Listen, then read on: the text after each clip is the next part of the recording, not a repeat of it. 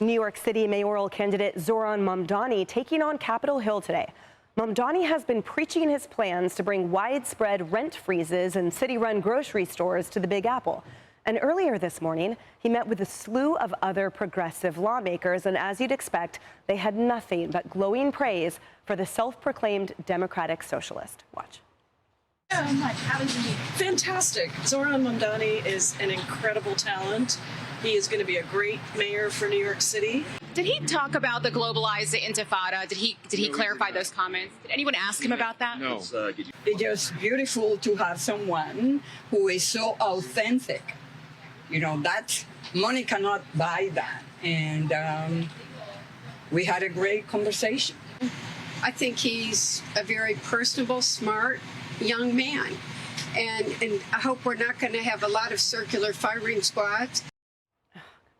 And there's new attention on Mamdani's use of the anti-Israel rallying cry, globalize the intifada, a phrase which he has repeatedly refused to condemn. Do you condemn that phrase, globalize the intifada? That's not language that I use. But do you actually condemn it? I've heard from many Jewish New Yorkers who have shared their concerns with me, especially in light of the horrific attacks that we saw in Washington, D.C. and in Boulder, Colorado, about this moment of anti-Semitism in our country and in our city. Why not just condemn it? My concern is to start to walk down the line of language and making clear what language I believe is permissible or impermissible takes me into a place similar to that of the president who is looking to do those very kinds of things. And now it appears Mamdani is trying to walk it all back. He told New York City business leaders yesterday that he would not use the term globalize the intifada and would discourage others from using it. He acknowledged that he used the term to express solidarity with Palestinians, but he changed his mind after speaking with Jewish New Yorkers. Lisa, I find this hard to stomach because this entire time, Jewish New Yorkers have been expressing how frightened they are for this individual. He had the chance to condemn this from the beginning. He wasn't born yesterday. He didn't enter New York yesterday. He's been an assemblyman for a long time. So too little, too late. Well, yeah, I mean, he believes it, right? I mean, we know he believes it. He said it repeatedly. And we know what globalize the intifada means. We saw it when two Israeli embassy staffers were murdered in Washington, D.C., where the governor's mansion of Pennsylvania was set on fire, where Jewish people were set on fire in Colombia as well. And it seems like the apple doesn't fall far from the tree.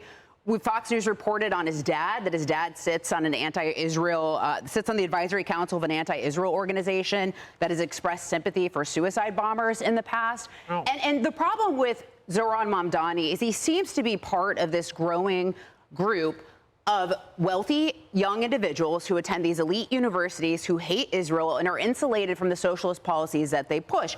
There's a quote of him going around on the internet saying, if I ever run out of money, my family would be able to support me. And then you look at things like Washington Monthly finding that a lot of the anti-Israel activity post-October 7th happened on wealthy universities, or New York Post looking into the Columbia students who were arrested, a lot of them living in multi-million-dollar houses and coming from very rich families. Molly, I was shocked, frankly, by Nadler, for example, saying, no, we actually didn't ask him about his anti-Semitic comments. You kidding me? So you represent the state of New York and you don't seize the opportunity to ask the Democratic mayoral candidate to face up his comments? I mean, they are letting down New Yorkers to all of those Democratic congressmen. Yeah, there seemed to be a very cozy, friendly breakfast that was going down in Washington today. And then the comments coming out of that were praising his authenticity. And I get it. Authenticity is big right now in politics. But I think it's a challenge for him now because he has been so upfront, refusing to disavow this phrase.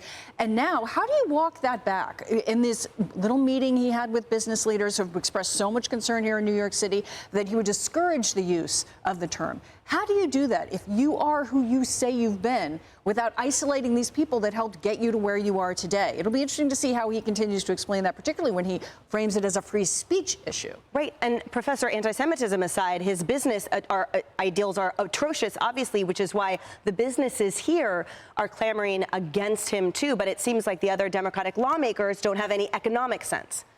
He's a Marxist. That's why he's been elected by the Democrats in the primary. Marxism is tied up with anti-Semitism. People remember this. Marx wrote an essay called On the Jewish Question, where he said all Jews were hucksters and their God was money. And this guy believes in this kind of ideology. But I think it's more important to go from words to actions. What is he actually going to do as mayor? Is he going to go to Columbia and make sure Jewish students are not harassed? Is he going to arrest Benjamin Netanyahu if he shows up in New York City like he's promised? Let's see what he's really going to do. Kennedy, we live here. What are your thoughts? I want to pick up on what John Yoo said, and what follows from his economic proposals are high taxes that will strangle the middle class right out of the city. And every person I've talked to who owns a business, owns an apartment, or has a vested financial interest in New York City, they have all talked about moving out of the city, moving their businesses out of the city if Mamdani is elected, because, he's got a list of free things that he has promised if he becomes mayor, free bus rides, free education, rent freezes, state-run grocery stores, and all of those things are very, very expensive. The MTA alone, it would run an $800 million shortfall every year if bus rides were made free. So who's going to pick up that burden? The taxpayers. The rich who are mobile, they will leave. So the middle class who are less financially mobile, they will be the ones stuck with that bill. And what follows from there, it's pretty ominous. Great point. Hey everyone, I'm Emily Campagno. Catch me and my co-hosts Harris Faulkner and Kaylee McEnany on Outnumbered every weekday at 12 p.m. Eastern, or set your DVR. Also, don't forget to subscribe to the Fox News YouTube page for daily highlights.